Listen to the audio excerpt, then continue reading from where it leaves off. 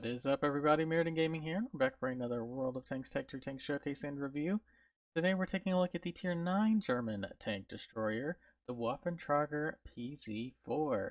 Did have to skip a few because I couldn't find recordings of these tanker gameplay, so we'll have to go back to those other ones some time in the future. But as you can see here, yeah, that PZ4 means, yes, that's a Panzer IV chassis with this kind of field artillery gun sitting on the back. And if you couldn't guess by just looking at that profile here, yeah, HE, not your friend. If someone managed to hit you with HE, yeah, you're going to have a really bad time. But that being said, the one good thing about this is a very nice reversible turret. There are a few things where you can't aim quite up as high uh, due to the fact that you have this little piece sticking out the back.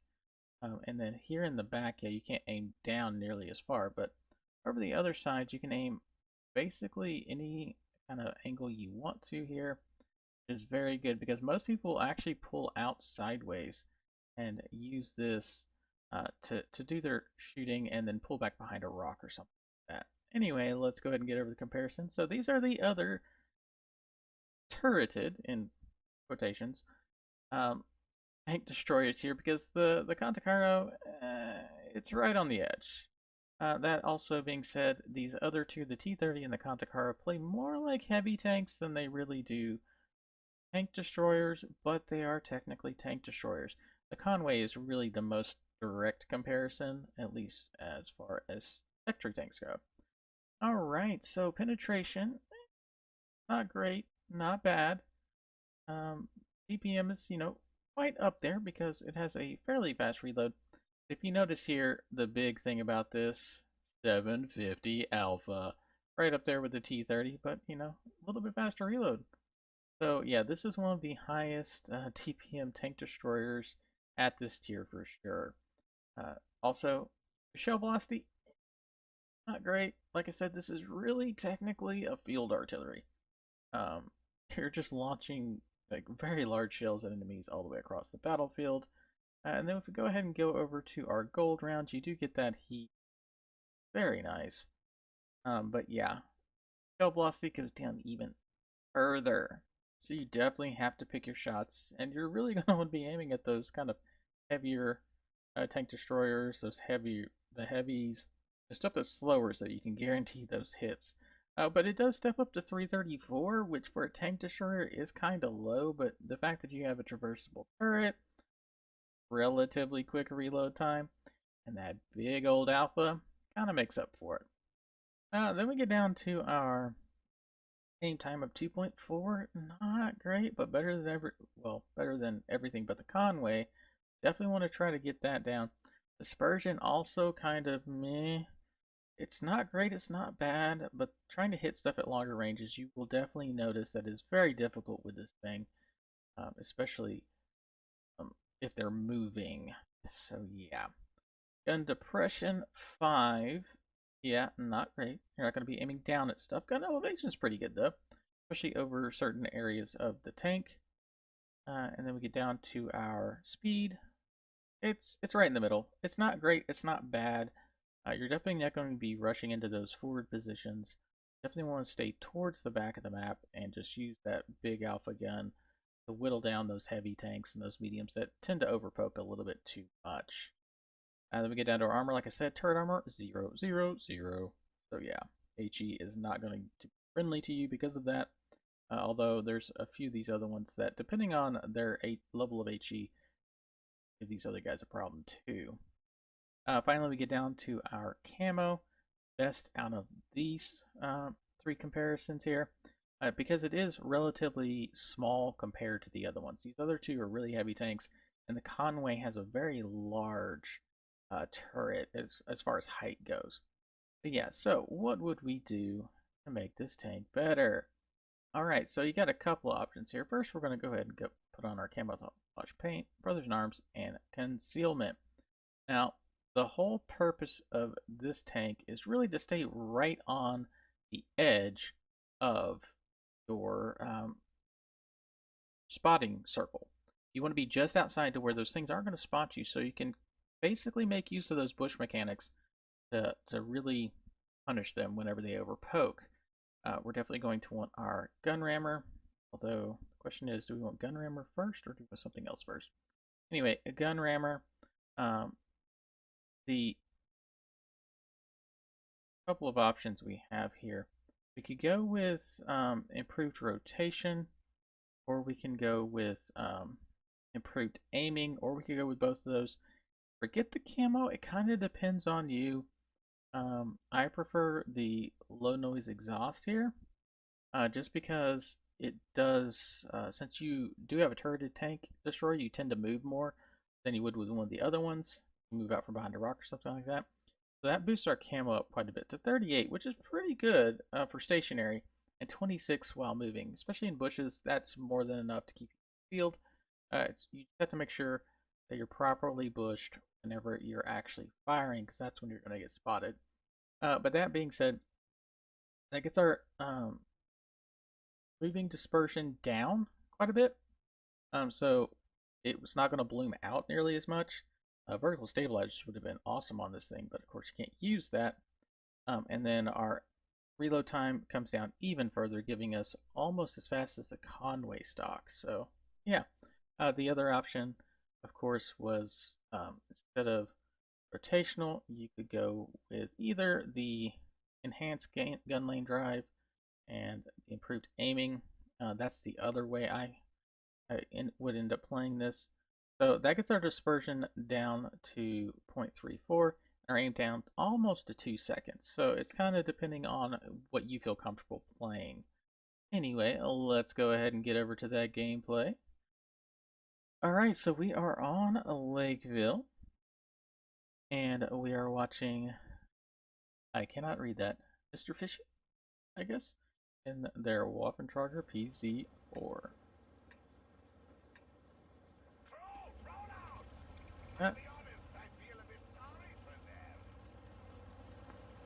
A custom commander. Going to be interesting. Alright, so let's see where they decide to set up initially. Now this is a Ace Tanker gameplay, so we do know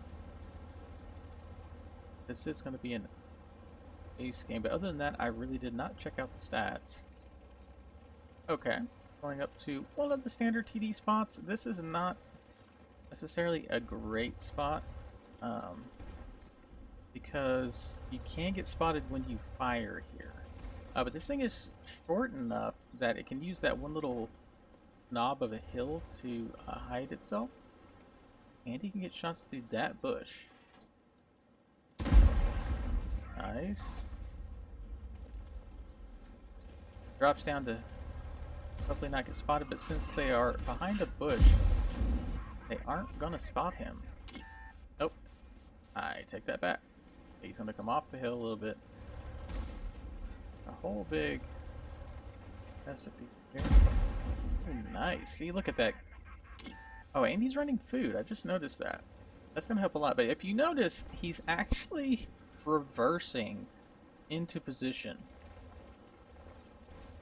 This is a very common play. Like I said, you know, some people will come out sideways. He is reversing. Wow, look at that. That was a lucky shot. It looked like that did not hit where he was quite aiming, but it's still pinned. Now he's gonna wait. Try to go unspotted. Getting really lucky because most enemies would not come up that far from what I've seen. At least at this tier. Because typically by now people will understand you need to stay down on that. Basically where these two guys are up on the left. Oh. Look like they've started to notice him. There's that first kill. 3,000 damage already. Wow. Only 2 minutes into the game. It's all about positioning.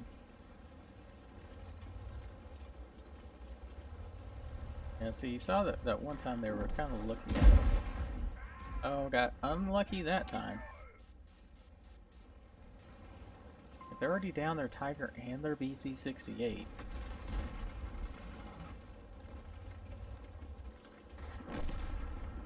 gonna try to get a kill here. Takes another one out of the game.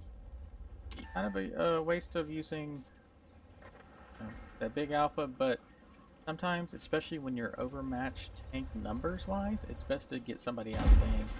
Oh, I was about to say that Object 140 was looking at him when he fired, so he was ready for him. That's going to be the problem is now that there's enough of them that pushed up, it's going to be a lot more likely he's going to get hit. Getting a nice shot on that mouse in there. Thing's kind of hard to pin for a lot of tanks. You can pin the roof, actually. Oh, except the Malshin moved down just in the time. Oh, and now they're gonna have the problem of getting. Oh, yep.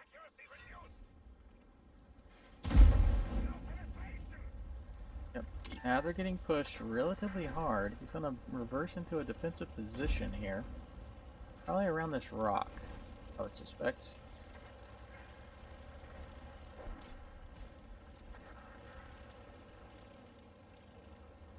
Around the backside, okay. Relatively good position as long as he's got those two guys in those positions. Because he should be able to punish someone when they come around that corner. P75 is getting a little bold there. Oh, that was an unlucky shot there. He looks like he hit the gun.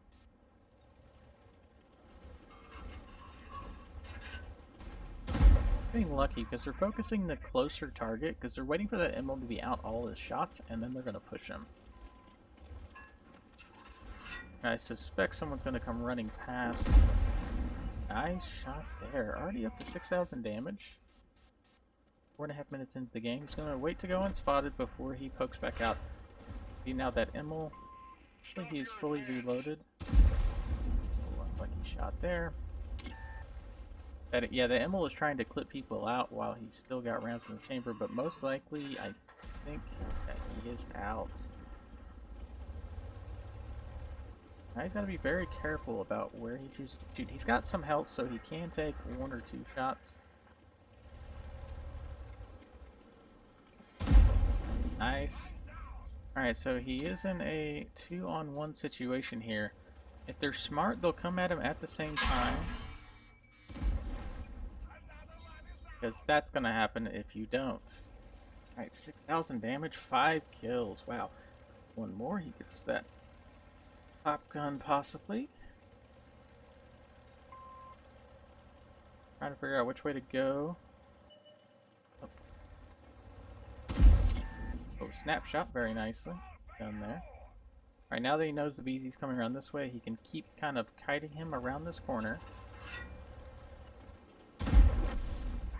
Very nicely done. Using standard rounds there to go through the side. And now they're down to just that serve. Definitely has secured the top gun, and I would probably assume the high caliber considering he's done 7,000 damage. It has traded a little bit of his health, but he should have enough to take at least 1 shot, maybe 2 if the serve low rolls. Question is, where's the serve going to be? He's probably going to be over there in K2, I would assume. Unless he is... Oh, he actually is pushing around through him. Problem is, that Sturb is definitely going to reload. Oh, except he's in slow mode. Oh, Sturb just fired. He can get another round in. Stay behind this tank here. Oh, and thankfully the other Waffenträger saves him in the end. But that is going to be it. Let's go ahead and get over to those end game stats. Alright, so let's take a look. So yes, he did get that high caliber and the top gun, ace tanker, and a few other badges. A total of 5 kills and 8,246 damage. That's what happens when you have a high alpha gun. You do get a few lucky pins, but fairly well aimed and fairly well played, picking a really good position for his tank and trying to go unspotted in between firing because he, in that position, you can't really use good bush mechanics because the bush is right there in front of you in order for you to get into position, but definitely very well played. That is how you play this tank. Anyway, that's going to be it for me today. This is Marina Gaming, and I will see you on the battlefield.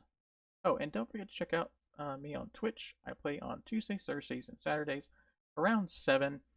And anyway, yeah, see you on the battlefield.